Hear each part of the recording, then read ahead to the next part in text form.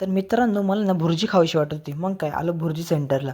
तर बघू शकता सगळ्यात पहिल्यांदा कढईत त्यांनी मस्तपैकी कांदा टाकलेला आहे आणि हिरव्या मिरच्या टाकलेल्या आहे आणि आता याच्यात जातोय आपला मेन इन्ग्रेडियंट म्हणजे टमॅटो. आता जो टमॅटो, कांदा आणि त्याच्यावर थोडी कोथिंबीर टाकलेली आणि तेल टाकून मस्तपैकी आता हे फ्राय करून घेतील.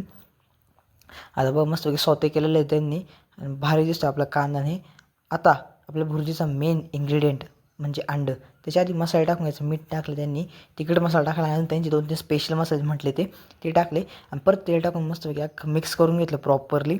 आणि सगळे मिक्स झाल्यानंतर बघू शकता आपली भुर्जी किती छान दिसते. अजून तर बनायची, त्यात अंडा पडायचा राहिलेला आहे अजून. तो आपला मेन इन्ग्रेडियंट आहे. तर बघा अंडे, 2 अंडे, डबलची भुर्जी होती मित्रांनो ही. बघू 2 अंडे टाकले आहेत त्यांनी. आता हे मस्तपैकी मिक्स करून घेतील. आणि अंड्याची भुर्जी मला खूप आवडते. मी पनीर भुर्जीपेक्षा जास्त मला अंड्याची भुर्जी आवडते. होऊ शकता आता याला मस्तपैकी ते फ्राय करून घेतील आणि भुर्जी तयार करतील. ते पाहू शकता आपली भुर्जी रेडी आहे. आता या भुर्जीसोबत मस्तपैकी फ्राय पाव देतात हे काका.